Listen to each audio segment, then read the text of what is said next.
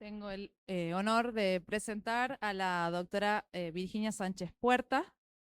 Virginia es investigadora principal de CONICET y profesora de la Facultad de Ciencias Exactas y Naturales de la Universidad Nacional de Cuyo.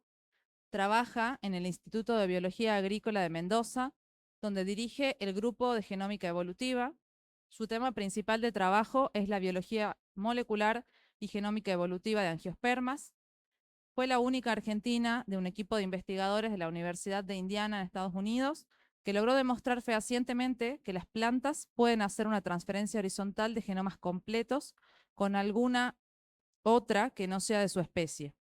Virginia desarrolló su doctorado y postdoctorado en Estados Unidos, volvió a la Argentina en 2008 y es autora de más de 60 publicaciones científicas.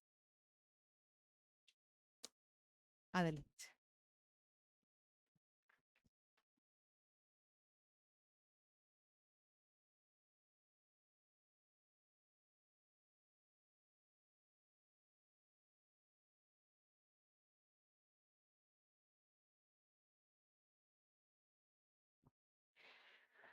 Hola, ahí está. Bueno, buenas tardes y bueno, feliz de estar acá, un hermosísimo congreso y bueno, felicitaciones a las valientes tucumanas y tucumanos que se pusieron esto al hombro.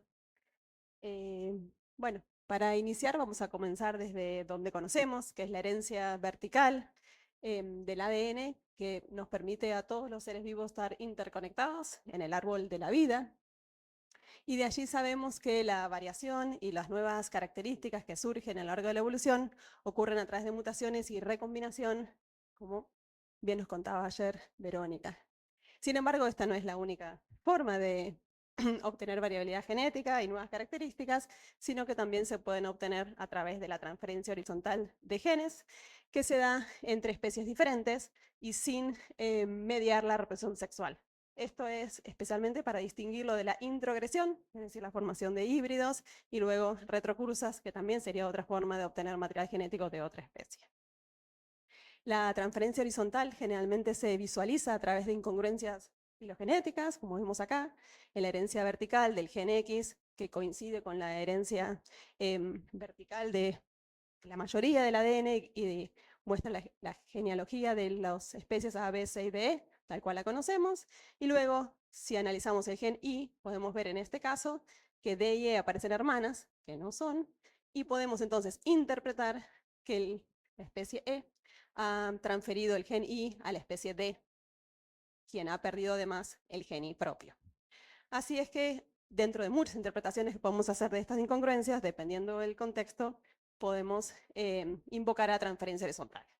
Bueno, debemos saber la mayoría de nosotros que la transferencia horizontal es muy frecuente en procariotas, y esto es porque existen mecanismos establecidos como la conjugación, transformación y transducción que les permiten tomar ADN de otras especies. Y en general lo que vemos es que algunos de estos genes adquiridos pueden ofrecer ventajas adaptativas y generar un cambio importante. De hecho, en la evolución de estos organismos. De hecho, un buen lugar para ir a buscar casos de transferencia horizontal es en ambientes extremos, donde es raro que se encuentren soluciones de novo evolutivas, sino que muchas veces las soluciones a estos desafíos ambientales se da por transferencia horizontal. Entonces, por ejemplo, en ambientes de muy bajas temperaturas, los genes que dan protección a la criopreservan, digamos, distintas enzimas o el mismo ADN, se dieron por transferencia horizontal de genes de bacterias que alguien había ya desarrollado esta habilidad en ese ambiente, o lo mismo en ambientes termófilos, de altas temperaturas. La transferencia horizontal de genes, este proceso, no consiste simplemente en la transmisión del ADN, sino que se tienen que cumplir varias etapas. La primera es efectivamente el recibir el ADN de otra especie, pero ese ADN debe ser integrado en el genoma residente para poder replicarse y así mantenerse. Y además, en la etapa 3, el ADN foráneo debe heredarse de forma vertical, es decir, debe llegar a las células germinales para que lo herede la descendencia y así poder transmitirse y mantenerse a lo largo de las generaciones. Y en el cuarto justamente es mantenerse a lo largo de las generaciones, cosa que puede pasar o no, esto lo decidirá la deriva genética o la selección natural. muchos de estos genes foráneos se fijan finalmente, mayormente por selección natural, pero también por deriva genética. Si bien la mayoría del ADN que se recibe no suele ser ventajoso, tampoco desventajoso, aunque también podría ser, cuanto mayor es la tasa de transferencia de ADN, digamos, de intercambio de este ADN, entonces mayor es la probabilidad de que eventualmente uno obtenga un gen que le es beneficioso y luego es mantenido por transferencia horizontal. Para que se cumplan todas estas etapas, es más probable que ocurra en organismos unicelulares como bacterias y arqueas, que ya dijimos que tenían mecanismos particulares, pero también en eucariotas unicelulares, como son los protistas y las algas unicelulares.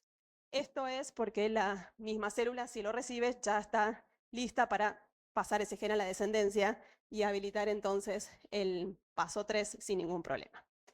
En los análisis que se han hecho de protistas, de genomas de protistas, se llegó a lo que llamamos la 1% rule, que quiere decir que aproximadamente el 1% de los genes que poseen estos protistas son foráneos. Eso es como si fuera el estándar de cantidad de genes foráneos que existen en un eucariota, en un protista.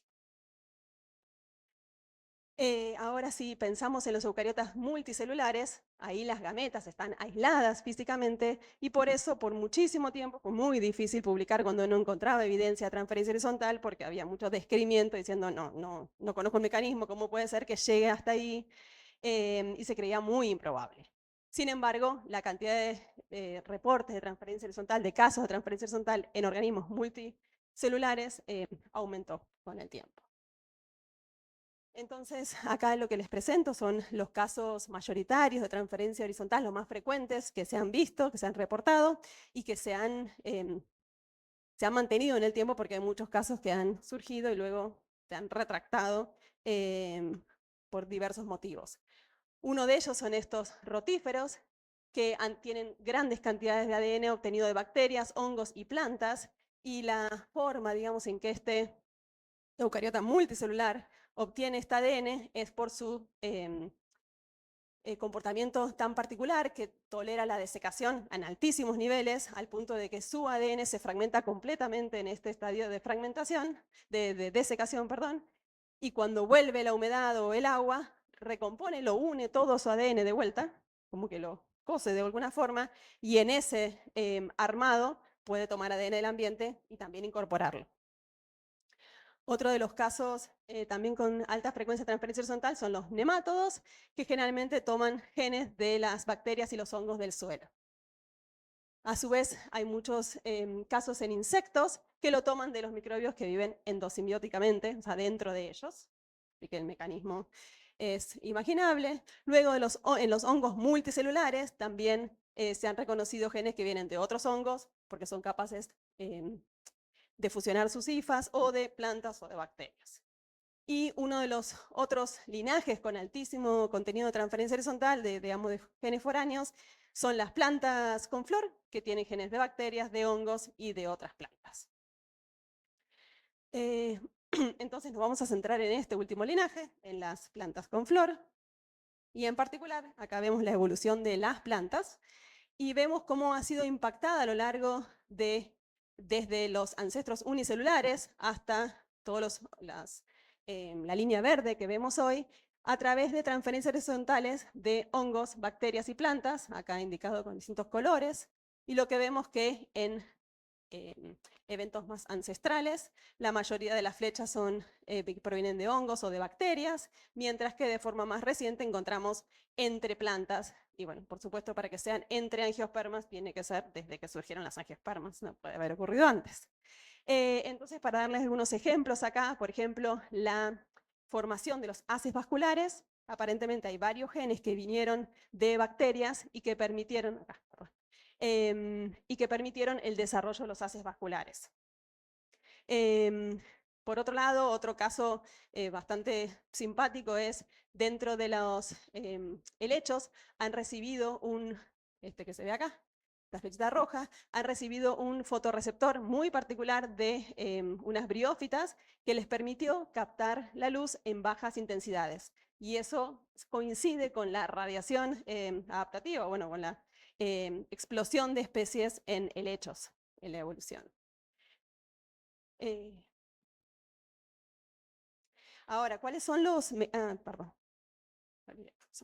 Entonces, les decía que las transferencias entre plantas, mayormente entre angiospermas, se da, por supuesto, desde la evolución, desde que surgieron las angiospermas, y en grandes cantidades el día de hoy. De hecho, la mayoría de los casos recientes de transferencia horizontal en angiospermas se da entre angiospermas, salvando el caso particular de Agrobacterium, que es una bacteria que es capaz de entregar su ADN, de incorporarse, digamos, fácilmente en los genomas de muchas angiospermas, y que de hecho es lo que se usa para transformar las plantas para ingeniería genética.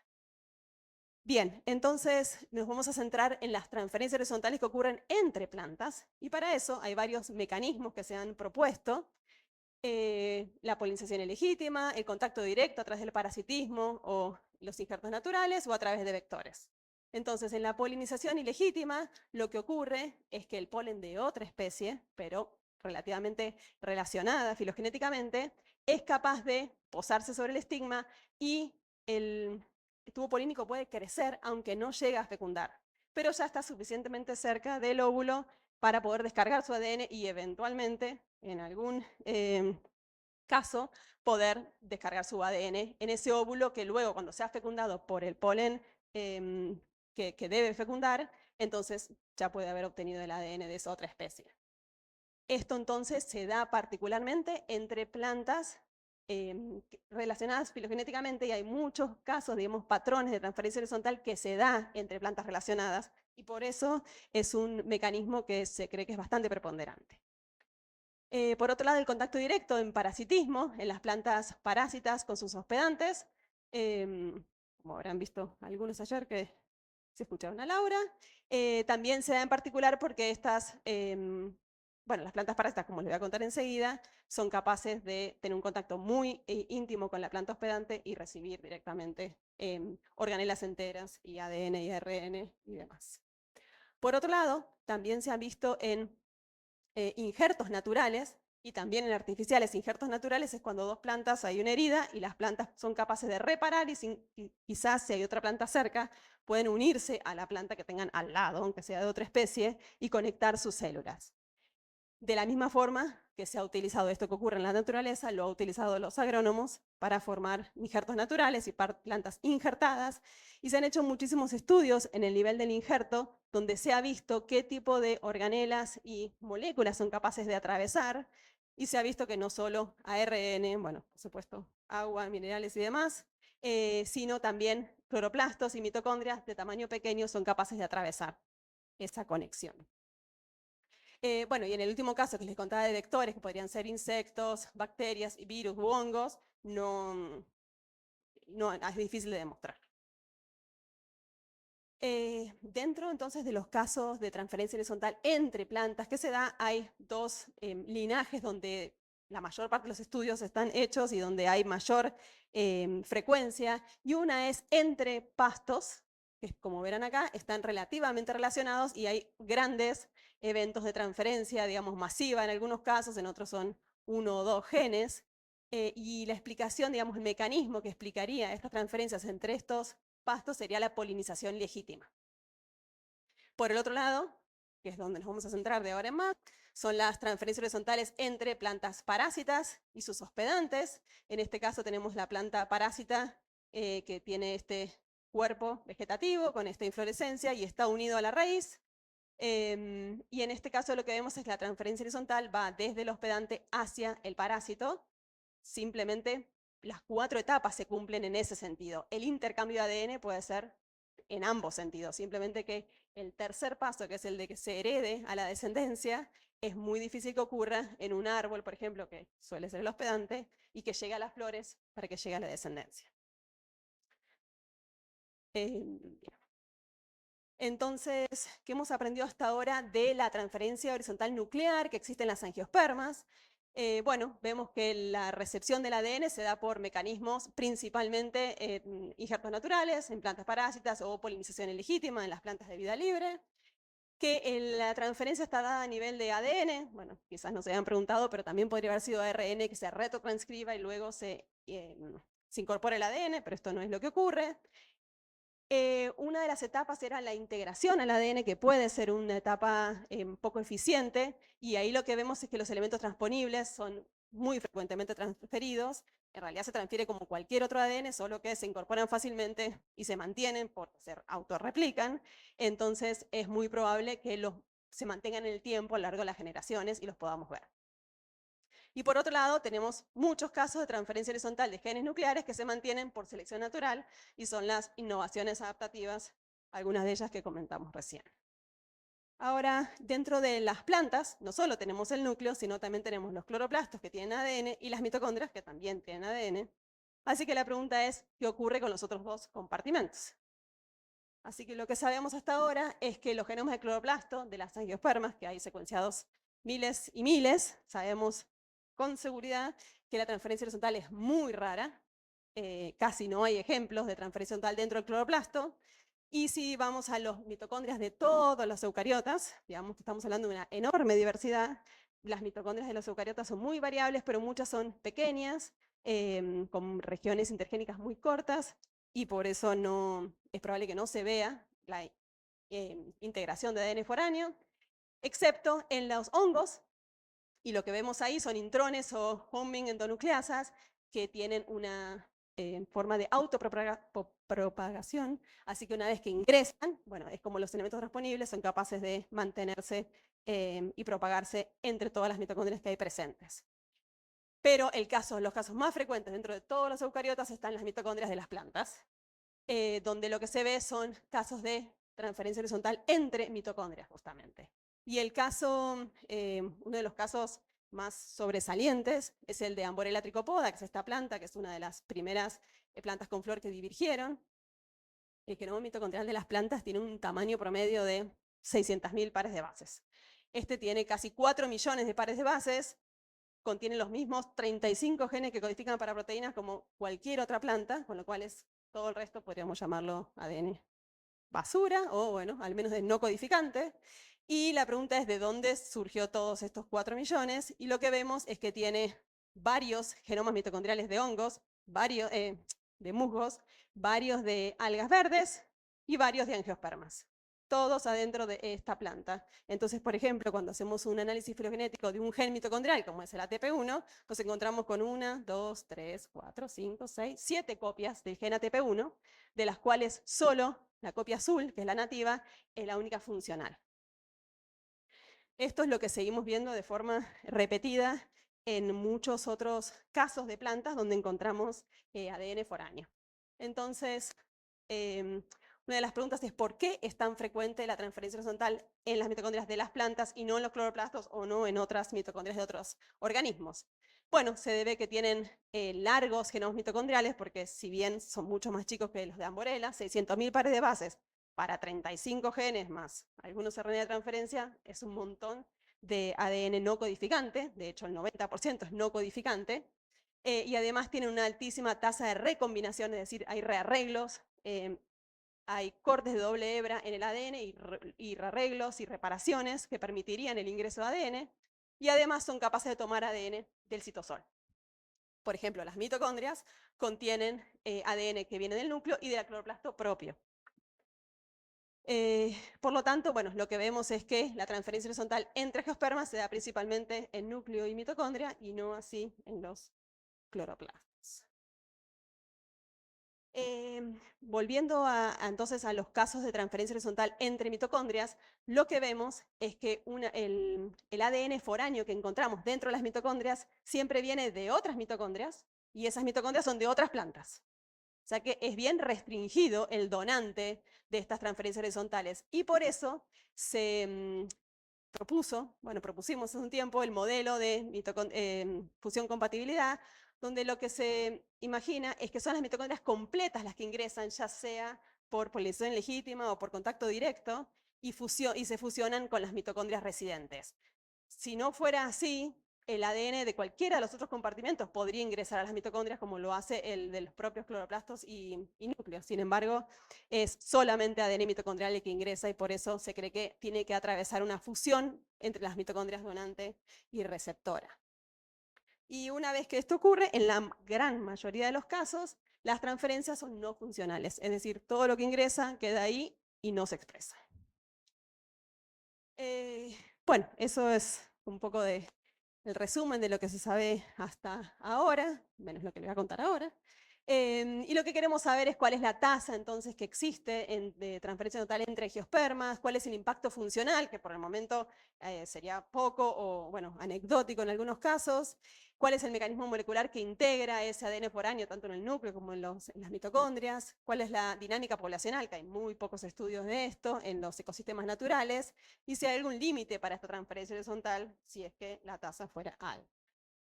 Para eso nos centramos en el modelo perfecto, que son las plantas parásitas hospedantes, porque el paso 1, que es el intercambio de ADN, es altísimo, por lo tanto es mucho más probable que ocurran los pasos 2, 3 y 4.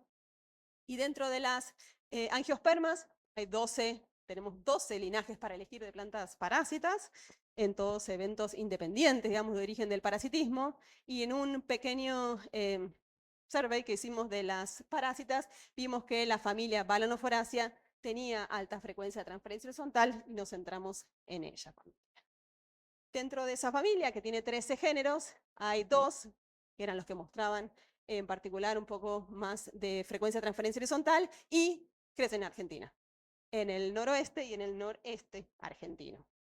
Así que además de tener la suerte de tenerlas en Argentina, yo tengo la suerte de tener a Héctor Sacto como colaborador, que nos muy gentilmente muestrea las plantas constantemente para poder estudiarlas.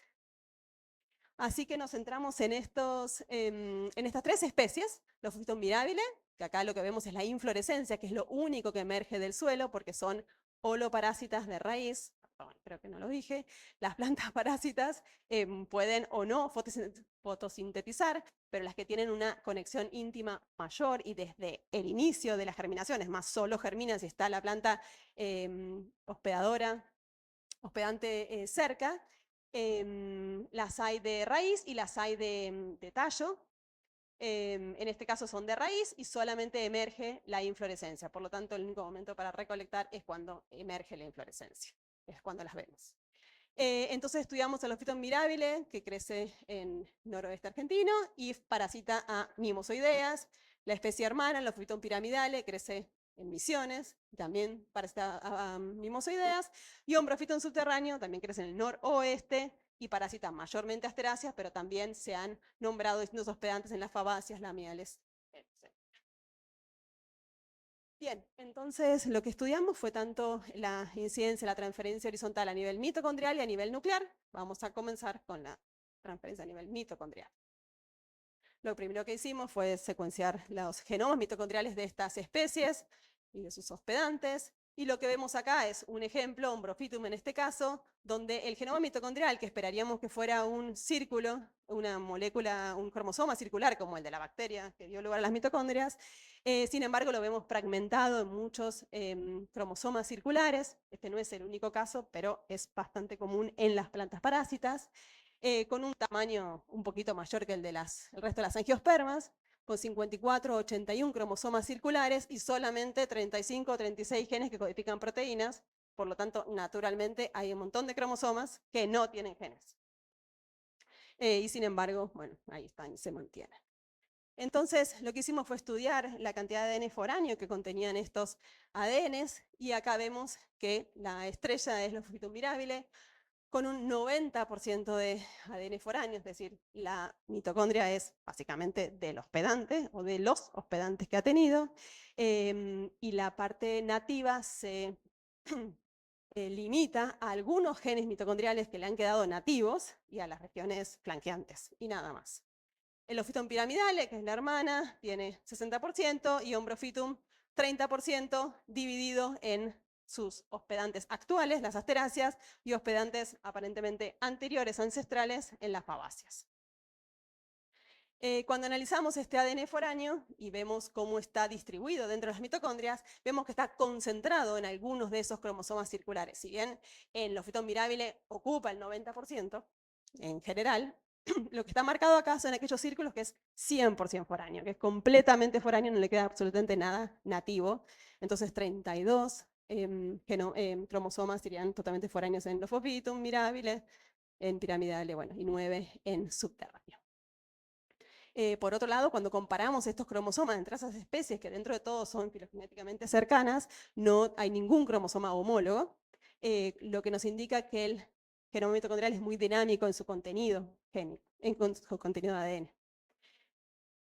Luego hicimos un análisis poblacional, simplemente de 4 individuos de Lophopitum mirabile, que es la que más contiene, y encontramos cada una de estas rayitas es un cromosoma. En los casos de estos grises están mantenidos en todos los individuos y los llamamos core chromosomes, y acá es donde se encuentran la mayor parte de los genes, no todos, pero bueno, la gran mayoría de los genes funcionales, y por eso estos cromosomas se han mantenido a lo largo de las distintas generaciones que dieron lugar a estos individuos que mostramos, mientras que el resto de los cromosomas están presentes de forma variable y son mayormente no codificantes. Y además de ser mayormente no codificantes, son mayormente foráneos, como vemos acá. Y en este caso, entonces, estos cromosomas variables entendemos que están evolucionando bajo deriva genética. Han sido obtenidos por transferencia horizontal y luego se mantienen cierto tiempo hasta que pueden perderse o recombinarse con otros. Y en total, este pangenoma mitocondrial, que es básicamente la cantidad de cromosomas que se encuentran en todos los individuos estudiados, los cromosomas distintos, llega a un 93% de contenido foráneo.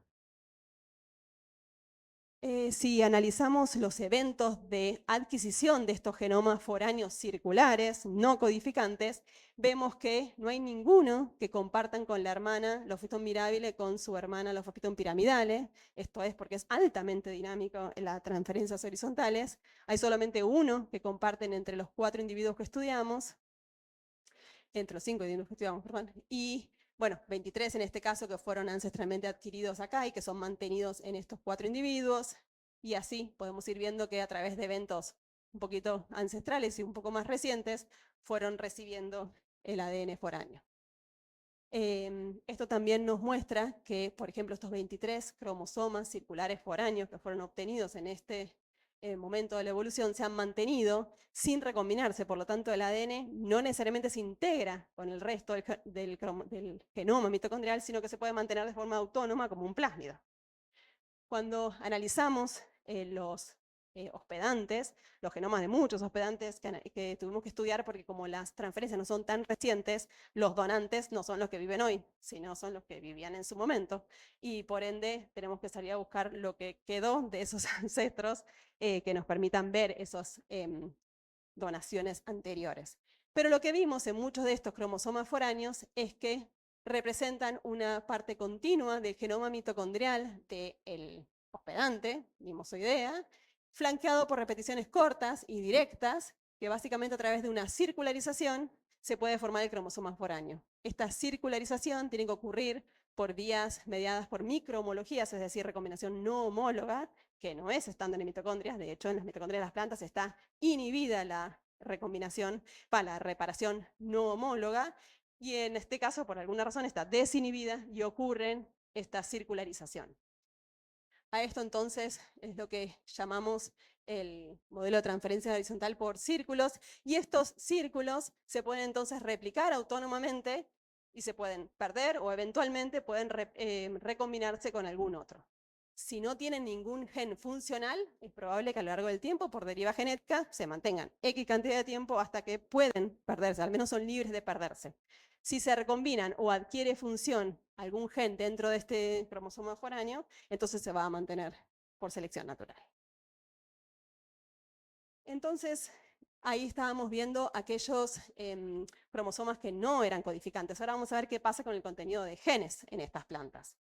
Entonces, los genes fueron adquiridos, los genes foráneos, tanto en eventos ancestrales, entre Lophopitum mirabile y Lophopitum piramidale, y en eventos recientes.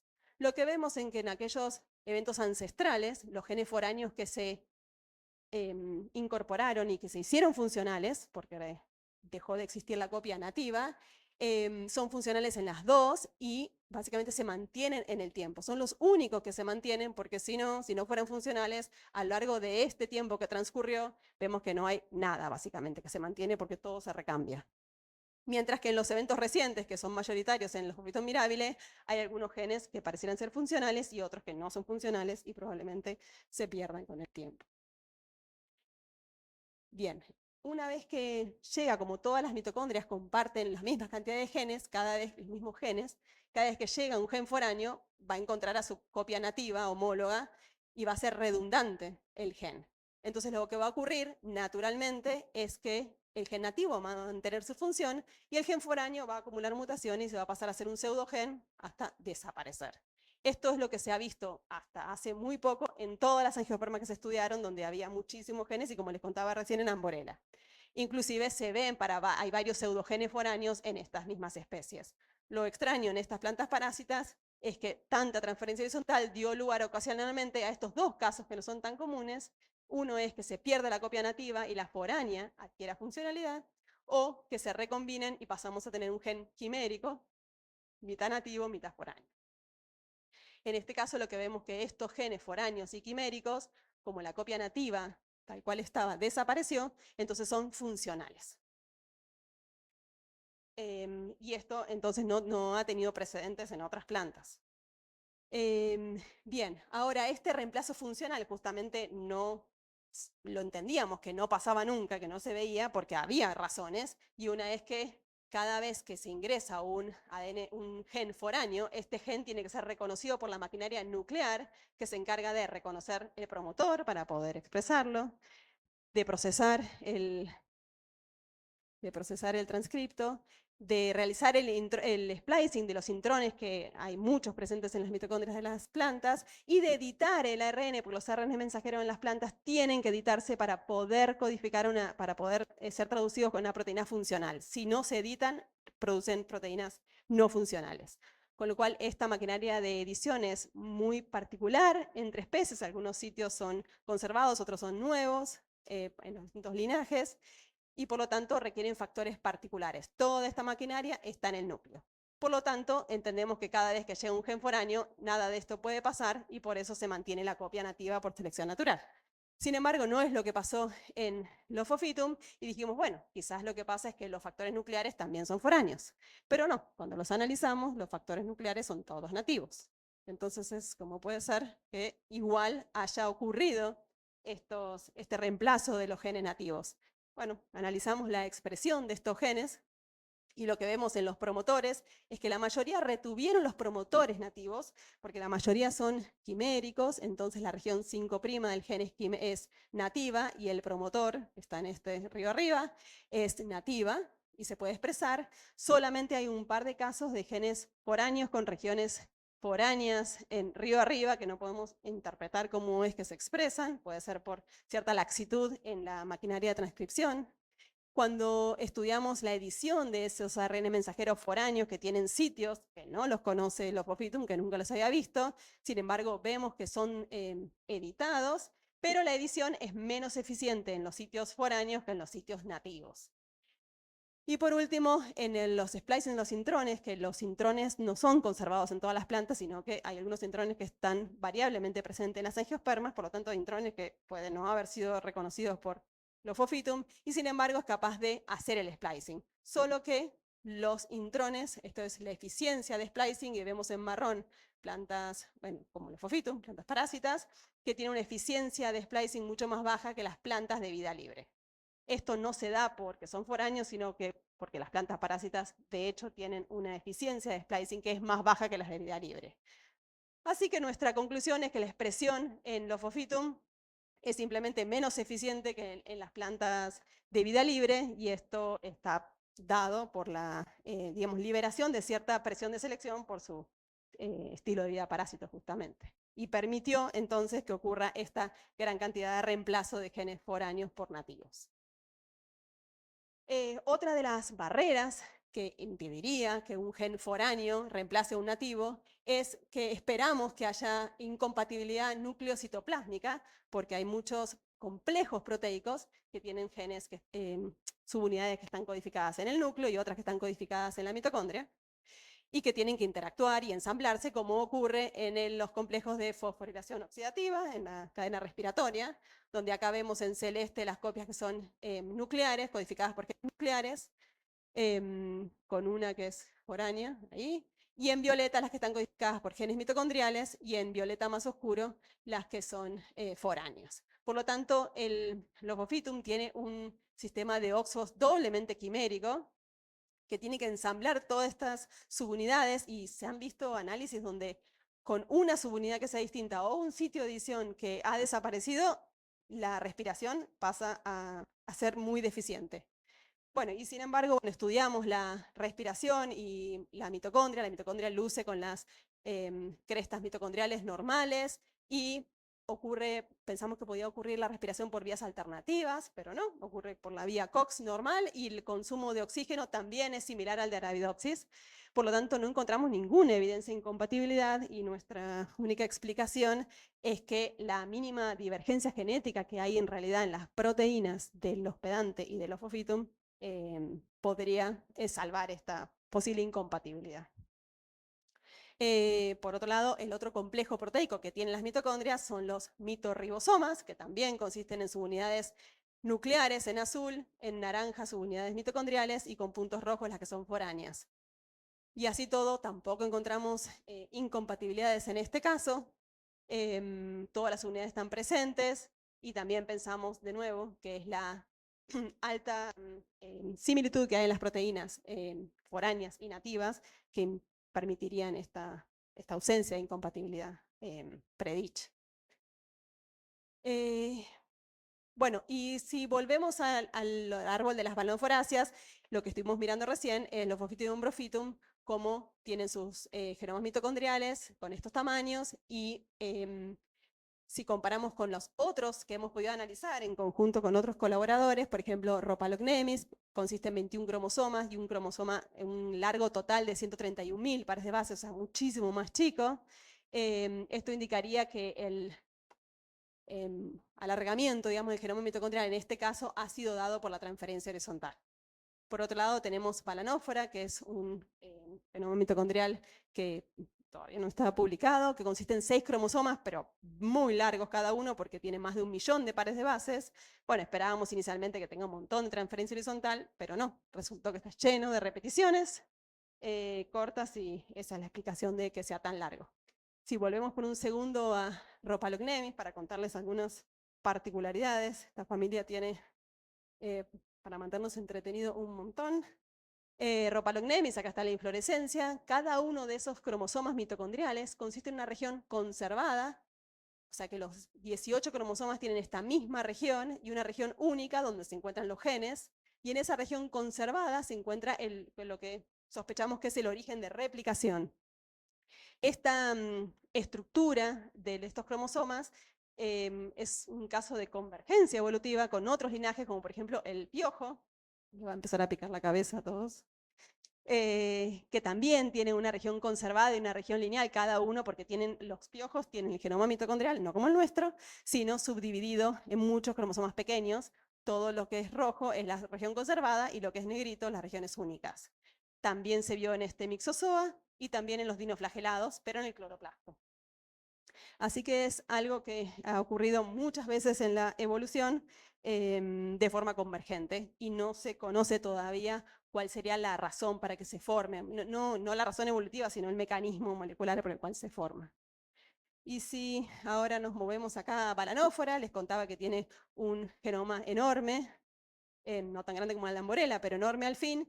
Y cuando analizamos estas repeticiones, vemos que las repeticiones que engordan al genoma mitocondrial en un 90% consiste en casi todo adeninas y timinas. En general, los genomas mitocondriales de las plantas tienen un contenido de guanina y citosina del 45%, y acá está Balanófora, que llega a regiones con un 20% de guanina y citosinas, es decir, es casi todo adeninas y timinas. Esto se replica en el cloroplasto, en este caso también, y en el caso de las otras también, y llega a los extremos más extremos de todos los eucariotas, de todos, de hecho, de todos los dominios de la vida, como el caso de más extremo de contenido de adeninas y timinas. Bien, entonces una de las mecanismos que podrían explicar todas estas características tan aberrantes o tan raras en los genomas de las organelas, de las balanoforáceas, es que estas organelas están mantenidas en cuanto a su replicación, reparación y recombinación por factores nucleares. En Arabidopsis se han reportado, se han descrito 10 factores que controlan el genoma mitocondrial, 13 el cloroplastídico y 17 que van hacia las dos organelas. Cuando analizamos cada uno de todos estos factores RRR, vemos que hay pérdida de muchos de estos factores. Acá hay muchos de plástidos, algunos que van a las mitocondrias y otros que son duales. Y que esta pérdida de estos genes podría explicar entonces lo que vemos en las genomas organelares de estos organismos. De hecho, si en Arabidopsis, y se ha hecho, mutamos cada uno de estos genes, vemos características muy similares a lo que vemos en estas holoparásitas hoy. La formación de círculos, por ejemplo, y las recombinaciones no homólogas que no son esperables. Bien, ahora nos movemos hacia la transferencia horizontal nuclear, y lo que conocemos hasta ahora en plantas parásitas se han estudiado en varios linajes, las Rafflesiaceae, Cuscuta y Orobancáceas, en distintos rangos de capacidades fotosintéticas, algunas que son hemiparásitas y hacen fotosíntesis, otras que hasta el punto de las que no, y las que son endófitas completamente, es decir, no tienen un grupo vegetativo, sino que viven enteramente dentro de la planta hospedante. Entonces, lo que se vio en esos casos es que hay muchos eventos de transferencia horizontal, pero estos eventos mayormente se dan en parásitos endofíticos, luego en holoparásitos obligados y en menor medida en hemiparásitos o en parásitos facultativos. Es decir, que cuanto mayor sea la dependencia con el hospedante, mayor es la incidencia de la transferencia horizontal. Bueno, sí que teníamos los números de estos linajes donde se ha corroborado la transferencia horizontal y pasamos a estudiar nuestras parásitas, Phosphitum y Ombrophytum, y a cada uno de sus hospedantes que están bien separados en la filogenia, y eso ayuda muchísimo a la hora de reconocer los casos de transferencia horizontal. Olvidé decir que las fotos acá de cada uno de los becarios que ha hecho este trabajo en realidad. En ese caso, Federico Seriotti. Bien, y lo que encontramos es que la transferencia horizontal, como era de esperar, es extensa en las balanoforáceas, y por ejemplo, los Phosphitum mirabile, que está acá, lidera el ranking con 214 familias génicas que contienen genes foráneos, muchos genes dentro de esas familias, seguida por los Phosphitum piramidale y por Ombrophytum, es decir, superando ampliamente todo el resto de los casos que se habían reportado en otros linajes, como les decía, las Rafflesiaceae, las Orobancáceas o Cuscuta. Cuando analizamos temporalmente cómo fue la adquisición de estos genes foráneos, vemos que hay algunos que se adquirieron ancestralmente en los dos géneros, 22 de esos genes, y luego Ombrophytum obtuvo de distintos hospedantes que ha tenido a lo largo del tiempo, y los Phytum piramidale y mirabile tienen otros que han compartido, y los Phytum mirabile tienen en particular muchos ortogrupos foráneos que son más recientes. Lo que vemos en general, ahora ya no estamos en las mitocondrias, entonces los genes foráneos que pueden adquirir pueden ser nuevos o pueden ser repetidos, también pueden ser las mismas familias génicas, así que vemos muchos genes duplicados y otros que otorgan nuevas funciones. Los más interesantes son los genes ancestrales, porque se han mantenido a lo largo de suficiente tiempo, indicando que son importantes funcionalmente, porque se podrían haber perdido simplemente por el sesgo de lesión que tienen los genomas nucleares. Y vemos que las funciones de muchos de ellos están involucradas en defensa de plantas. Y no solo eso, sino que varios de estos genes también han sido encontrados en las otras parásitas, Cuscuta, Orobancáceas y las Rafflesiaceae, indicando que esta retención convergente de estos genes indicaría un rol adaptativo de estos genes foráneos. O sea que muy distinta la historia a la que vemos en las mitocondrias. Si ampliamos de nuevo ahora a las balanoforáceas, los datos que existen de nuevo son de Rhopalognemis y de balanófora también, donde no se encuentran casi genes foráneos en los genomas nucleares, y básicamente es similar entonces a lo que vemos a nivel mitocondrial. Las mismas tasas elevadas a nivel mitocondrial se ven a nivel nuclear.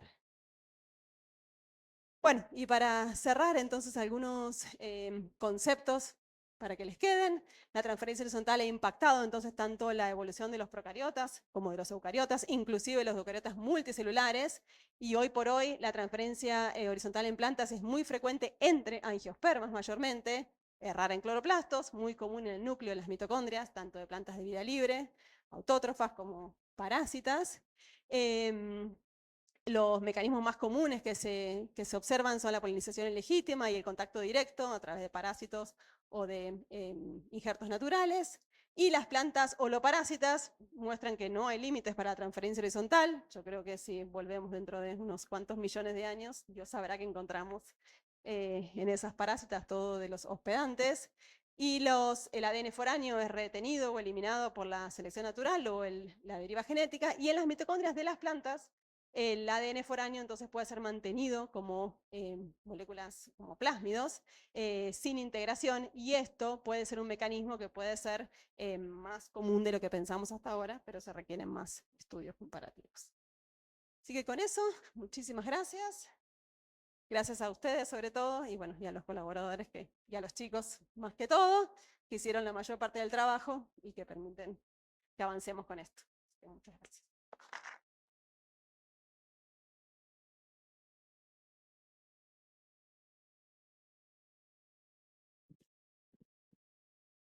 Muchas gracias, Virginia.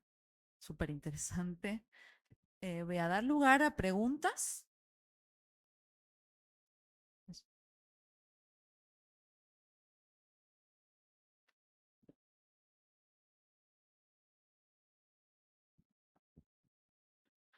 Hola, muchas gracias por esa charla, fue brutal y creo que tengo que chequear mis conocimientos básicos de biología, como por ejemplo que hayan más de una copia de genomas circulares en mitocondrias, fue una locura.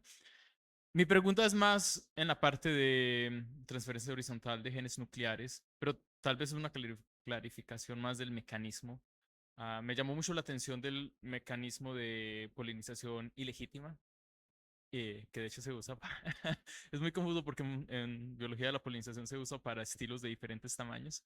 Pero sí, en polinización ilegítima, eh, si hay forma de...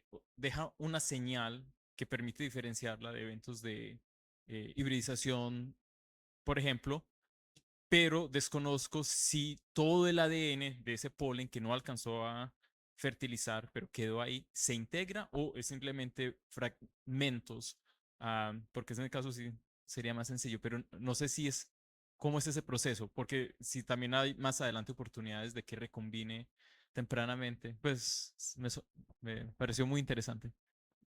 Bien, es muy buena pregunta. Respondo por los trabajos que he leído de los grupos que trabajan en pastos, que es donde más han visto, han demostrado este mecanismo, porque se da específicamente en especies relacionadas. Y sí, el hecho de que sean fragmentos y que no sean, ellos también ven eventos de integración, de introgresión entre los pastos, pero serían, exacto, mucho más masivos, mucho más largos. El hecho de que son fragmentos, seguramente el ADN puede entrar completo, pero solamente hay no sé, uno tiene la idea por ahí que el ADN se mantiene íntegro, pero no, constantemente se rompe, el ADN es constantemente reparado, así que solamente son fragmentos lo que incorporan, y el hecho de encontrar solo fragmentos, que pueden ser largos igual, ¿no? 100.000 pares de bases, pero el hecho de que sean solo fragmentos, bueno, les da la idea de que es transferencia horizontal, bueno, y a través del polen, simplemente por el patrón que ven.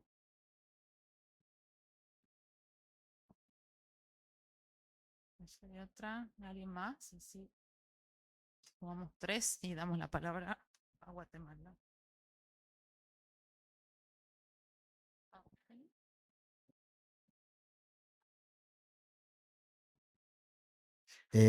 Muy buena charla, me gustó mucho también. Quería preguntar sobre la transferencia horizontal de plantas en general. Pusiste el foco sobre todo en plantas holoparásitas, pero por lo que están, por lo cercano que son a la planta hospedadora, pero entiendo yo que hay una relación aún más cercana que son con las endomicorrizas que directamente se meten en la célula. ¿Hay sabés si hay estudios o algo del estilo de esa interacción, si hay transferencia horizontal en este caso en específico? Sí, es cierto, hay muchas plantas, inclusive hay plantas que han perdido la capacidad de hacer fotosíntesis porque toman los nutrientes de hongos. Así que también se ha buscado, no fue nuestro caso, pero sí se han buscado genes foráneos de hongos en este caso, y no se ha encontrado solamente en unas orquídeas, se han encontrado unos genes mitocondriales foráneos que vienen de hongos, pero no justo de los hongos que utilizan para vivir, sino que unos hongos, bueno, no, distintos, que no se explica bien, pero bueno, ese es el único caso que se encontró. Bueno, y de hecho acabamos de estudiar justamente si ese gen, porque ingresó ahí una RNA de transferencia que no estaba presente, o sea que en ese caso era un gen nuevo, porque ya tenemos otro suite de genes en los hongos, y lo usa a este gen foráneo de hongos, lo cual es rarísimo, pero habla de la plasticidad en la síntesis, en el proceso de síntesis de proteínas de las plantas, en las mitocondrias de las plantas.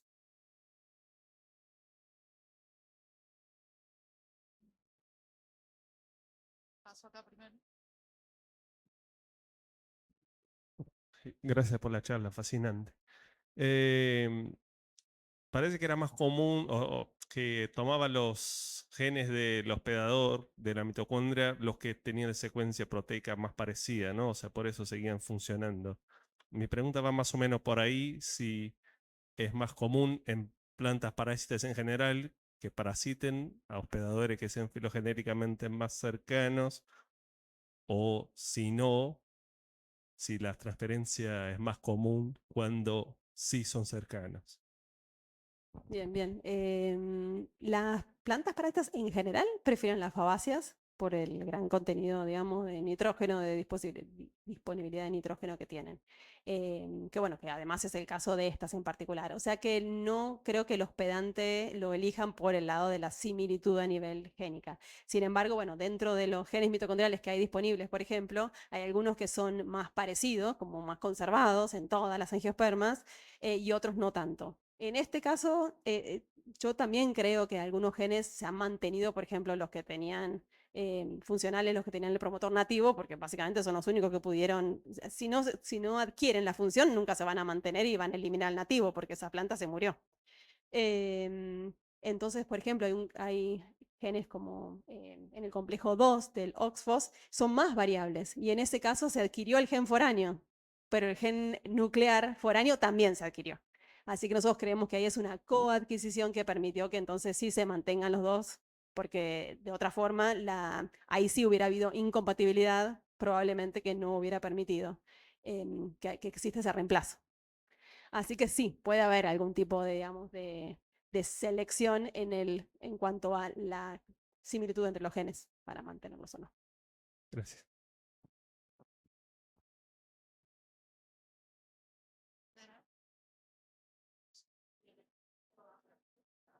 Dale.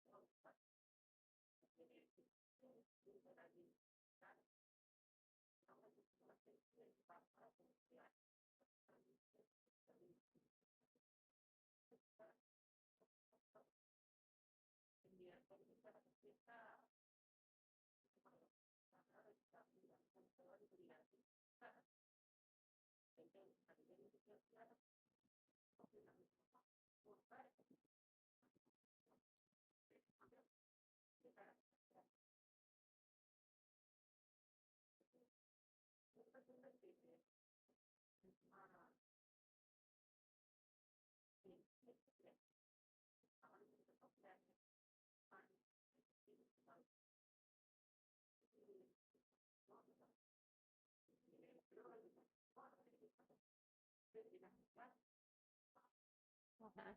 Bueno, esa es la pregunta del millón dentro de la del linaje de plantas verdes, sí, vemos el linaje completo. Las algas tienen genomas mitocondriales más parecidos a los animales, más compactos.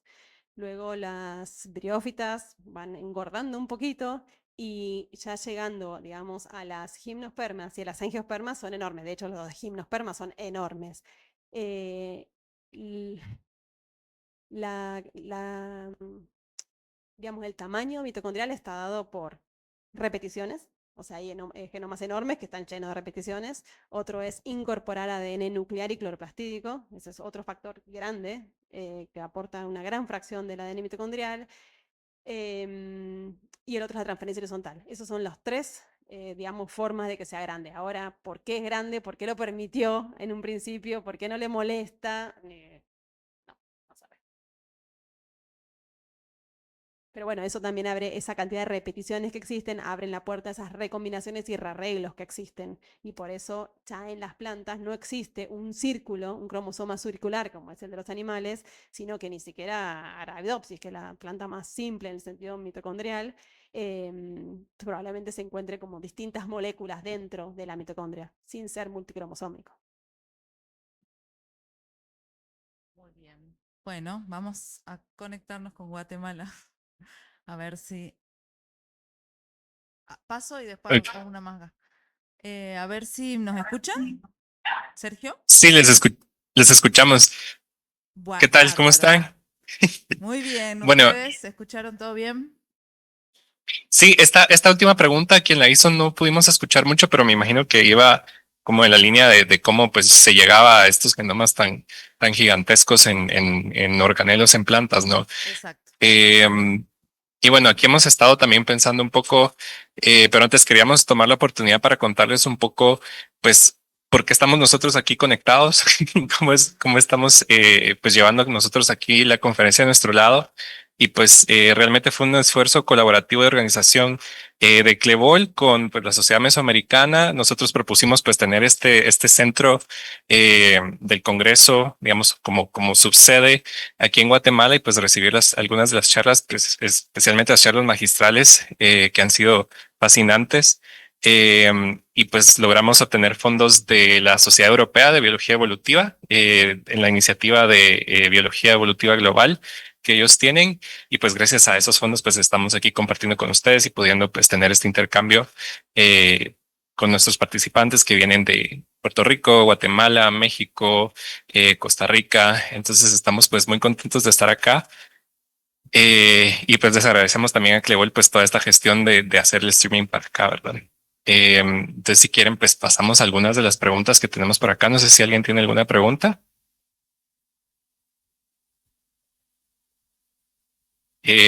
Yo tengo una.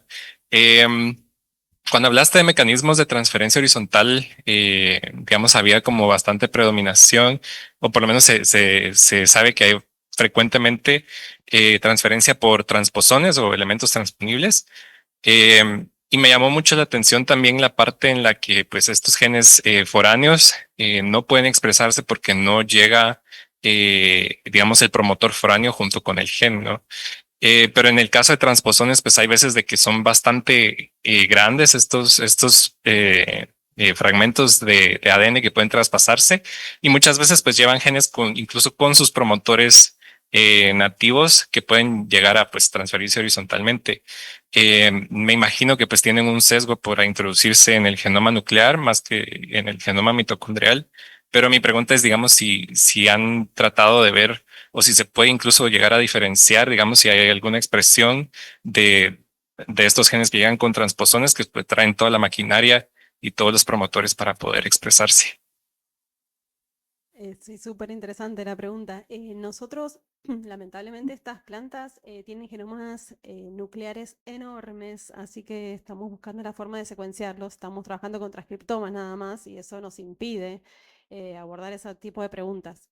De todas formas, en otros genomas nucleares que sí se han secuenciado y que han visto transferencia horizontal, sí, hay transposones que traen los genes completos y eso ha ayudado, pero es muy incipiente la información que hay al respecto y sí, es súper importante ir por ese camino para ver los mecanismos de incorporación en el genoma nuclear y de incorporación exacto junto con los promotores y ver cómo es que se activa todos estos genes foráneos. Pero no, está muy verde el campo aún. Ya, gracias, Virginia. No sé si han pensado en otra pregunta, si no, yo también tengo otra. Bueno, y luego, pues, otra duda que me surgió, digamos, viendo, digamos, esta pérdida de factores nucleares que pues regulan los genomas de los organelos.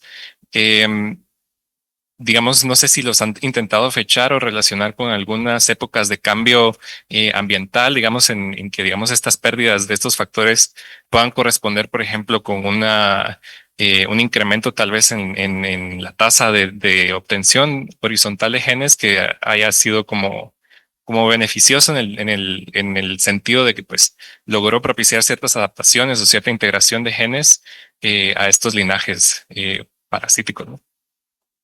Bien, respecto de esos genes nucleares, los que llamamos RRR, parcialmente los hemos podido datar, digamos.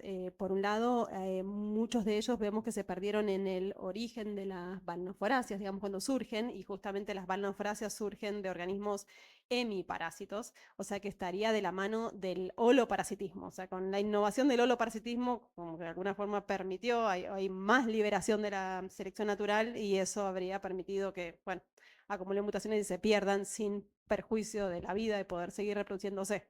Y va de la mano con lo que ocurre, por ejemplo, en los genomas cloroplásticos que comparten muchísimas de estas características, bueno, de lo que no hablé hoy. Pero no, hay muy pocos datos de los genes, de este set de genes RRR y también es uno de nuestros objetivos, es tratar de mapear lo largo de las angiospermas y poder entender un poco más, no solo en esta, sino en otros, ya que tenemos 12 réplicas biológicas naturales para analizar, poder también verlo en otros linajes. Ya. Bueno, mil gracias, Virginia. Realmente, pues, fascinante tu presentación y pues todos estos mecanismos moleculares que realmente pues ponen un poco de cabeza a nuestro entendimiento de la maquinaria celular, como nos la enseñan básicamente, ¿no? Entonces, te agradecemos mucho y también agradecemos al Clebol pues la transmisión de la charla y creo que eso es todo de nuestro lado. Muchísimas Bueno. gracias. Gracias, Sergio, y saludos a todos los que están ahí. Y para nosotros es una increíble experiencia que estemos en vivo en ambos lugares y que se haya dado y que esté funcionando todo muy bien. Así que estamos muy contentos. Gracias. Y ahora voy a habilitar una última preguntita por acá. Me quedé pensando en lo de la polinización ilegítima y qué otras plantas tienen polen, que serían las gimnospermas. Entonces ahí la pregunta va, ¿te parece que el sampleo es suficientemente exhaustivo, que se ha mirado bien las gimnospermas y después, bueno, las licofitas, las briófitas? ¿O será que no se miró lo suficiente? No, yo creo que no hay muestreo suficiente. Hay casos de transferencia horizontal de parásitas a gimnospermas, de hecho fueron en el 2004, de los primeros, pero no se ha visto mucho más, pero sobre todo es muy puntual la cantidad de mitocondrias que, por ejemplo, para pensar en organelas que se han secuenciado de gimnospermas, o sea que es muy poco, o sea, en comparación con lo que sabe de angiospermas, o sea que si tuviera la misma incidencia todavía no lo habríamos encontrado por el muestreo nomás, y bueno, mucho menos a nivel nuclear, que hay muy pocos datos. Así que sí, yo creo que es cuestión de muestreo.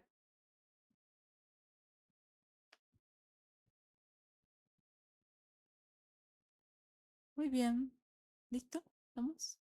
Bueno, muchísimas gracias, doctora Virginia.